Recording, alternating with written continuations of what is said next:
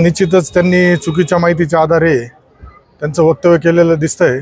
कारण संगमनेरमध्ये सुद्धा या विधानसभा निवडणुकीमध्ये मनसेने उमेदवार निवडणुकीला उभा केला होता आणि माझं तर त्यांना मी आज आवाहन केलं आहे का त्यांनी संगमनेरमध्ये येऊन या मायबाप जनतेने मला कसं निवडून दिलं, कसं प्रेम दिलं याची एकदा खात्री केली पाहिजे।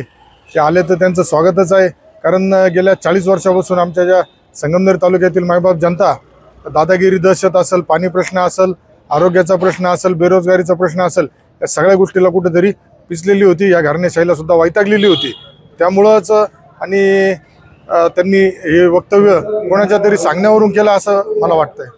आल्यानंतर त्यांनी काय पाहावं अशी तुमची इच्छा आहे? आल्यानंतर त्यांनी ज्या ज्या भागामध्ये तळेगाव निमून भाग असेल किंवा आपला साकोरपाटा भाग असेल आणि शहरातीलच काही भाग जो आहे जिथं त्यांना शंका आहे संगमनेरमध्ये निवडणुकीचा, आणि माझं तर मत आहे का त्यांनी राजसाहेब ठाकरेंनी आज या संगमनेरातील एवढ्या मायबाप जनतेचा एक प्रकारे त्यांनी अपमान केलाय असं मी म्हणतो। एबीपी माझा, उघडा डोळे बघा नीट।